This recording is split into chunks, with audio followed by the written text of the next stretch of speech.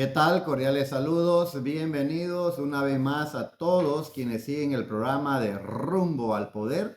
Y hoy nos toca avanzar a medida que pasa el tiempo y este es el programa número 35 y hoy miércoles 18 de febrero de la gestión 2026. Un saludo a nivel mundial para quienes nos siguen.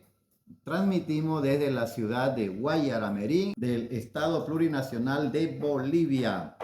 Muy bien, empezamos la primera parte, el programa anterior de este tema titulado El jefe de campaña de un partido político y sus responsabilidades proselitistas. Hoy culminamos con la segunda parte y estoy seguro que le ha ayudado bastante a reflexionar, a pensar o a repensar tal vez a los artífices de quienes van a hacer ganar a su candidato político para llegar a la silla municipal. 10 candidatos existen en Guayaramerín, una población de aproximadamente 50.000 habitantes. En su municipio, ¿cuántos candidatos a la alcaldía municipal hay? No lo sabemos, pero acá en Guayaramerín hay 10.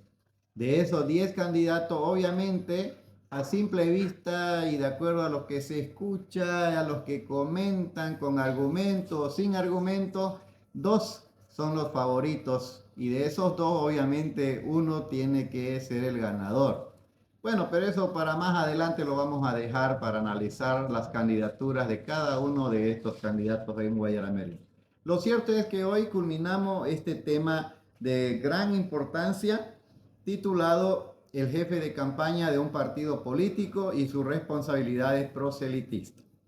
Habíamos dicho que el jefe de campaña política no es un publicista, o sea, alguien que está inmerso en la elaboración de spot, de repente en los medios de comunicación, o tal vez con programas televisivos, o tal vez periodista. Error número uno, si usted cree que con colocar esa clase de personas con esas capacidades va a ayudar bastante. Todo lo contrario, más bien resta voto.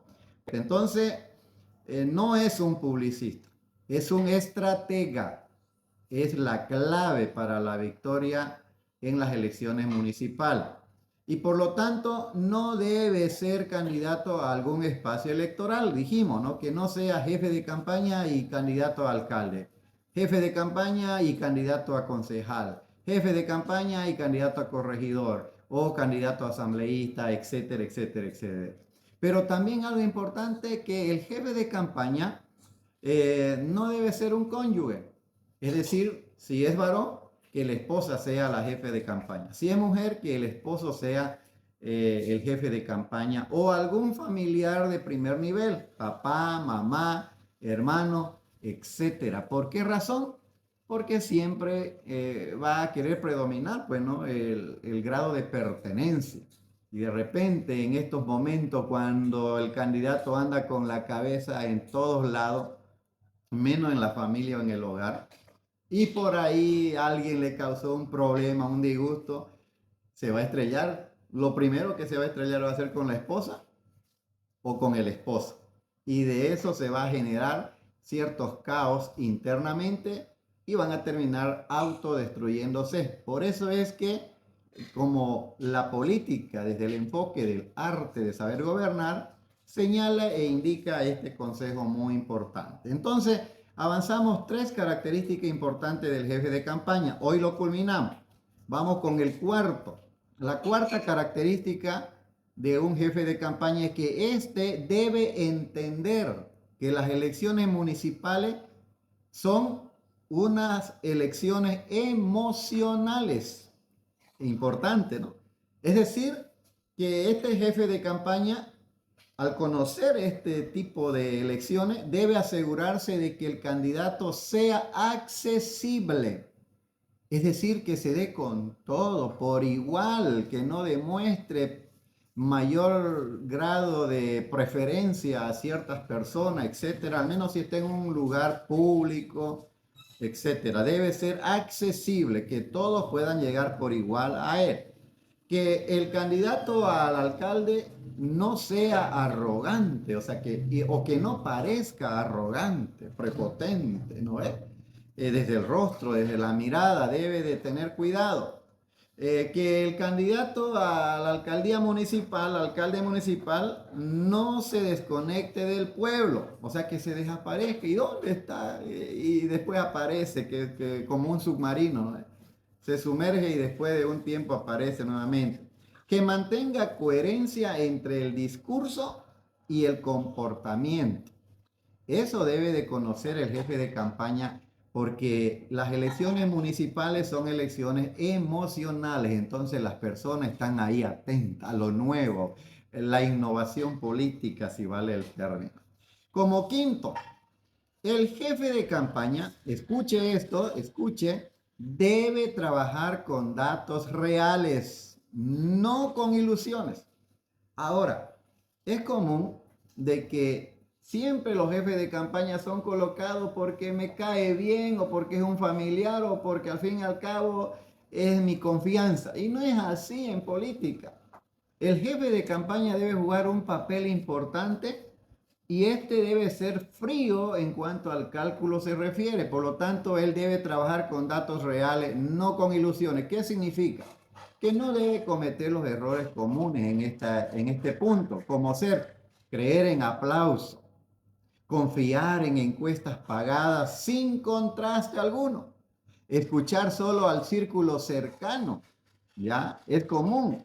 Como los jefes de campaña no son capacitados politológicamente ni de manera proselitista, muchas veces, y son dependientes del candidato, hay veces que andan hasta con miedo, no tienen la capacidad de razonar, de decidir de una manera autónoma, basado en sus conocimientos proselitistas. Entonces están ahí dependiendo del candidato.